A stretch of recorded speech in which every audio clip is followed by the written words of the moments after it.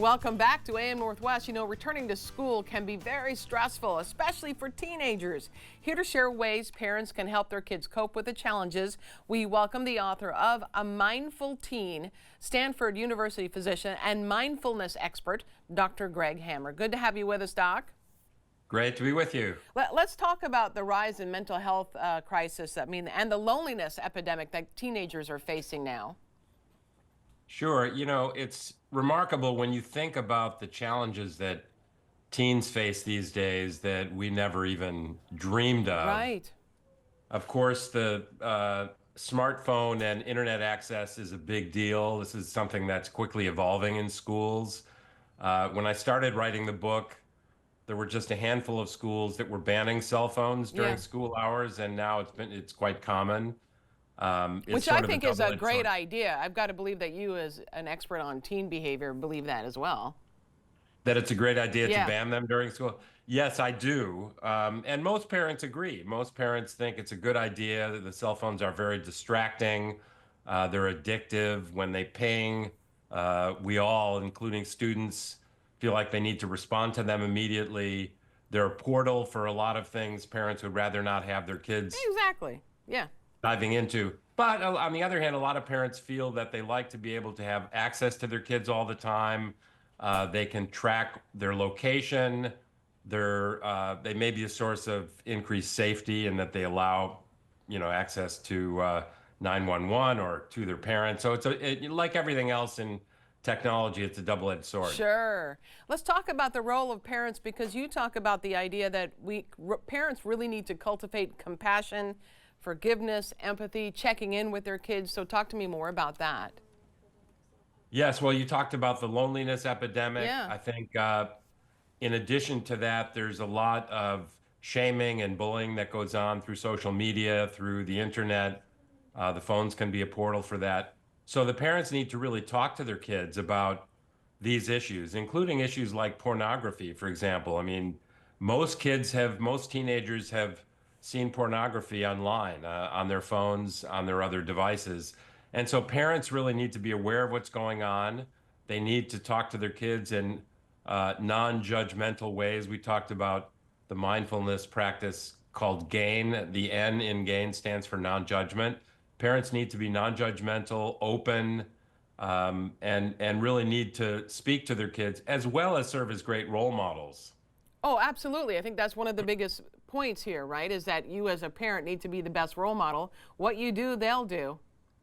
Exactly. So it's simple things. It's like putting the phones away during mealtime. Yeah. This should really be a sacred time for families that they can manage to all sit down together at dinner. And that's a great opportunity to have some of the discussions that we're alluding to. Let's talk about the GAIN method then. Let's start with the beginning with the G. Sure. Well, GAIN is an acronym for what I think are the 4 pillars of, excuse me, I'm getting over COVID. I'm so sorry. I'm glad you're doing okay though now. Yeah, it's been a challenge, I have to admit. But GAIN is an acronym for gratitude, acceptance, intention, and non-judgment. And I think these are really the pillars of happiness for all of us, for parents.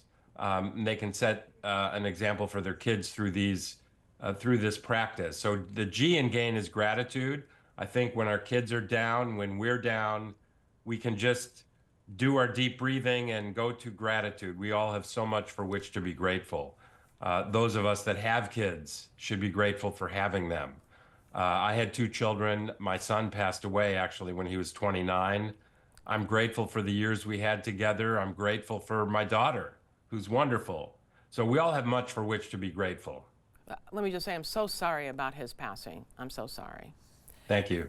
Let's go to accepting painful experiences that you can't change.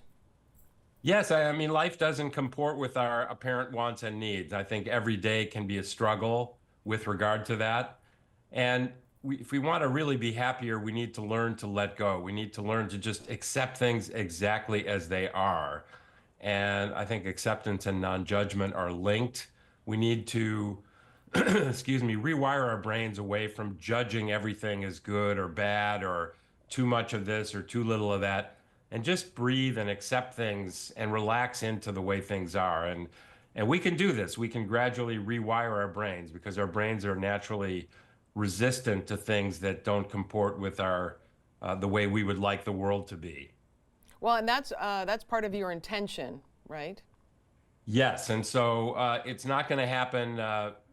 Focusing on gratitude and acceptance and non-judgment don't just happen. We have to have a plan because, again, our brains are naturally wired to have a negativity bias. We tend to remember the negative and Yeah, forget the positive. yeah, absolutely. And that's been well documented. So if we want to change the way we think from always being overly thoughtful of the future and in a negative way, being worried and anxious or overthinking the past and mistakes we've made and generating shame and rumination, we need to have a plan. And so a daily, very even brief practice of mindfulness, such as the GAIN practice, can really begin to right the ship and change the way we think. Yeah, absolutely. And was the what you talked about earlier, being non-judgmental. We want to tell everyone the book again is titled A Mindful Teen. Dr. Greg Hammer, thank you so much, and I'm glad you're feeling better.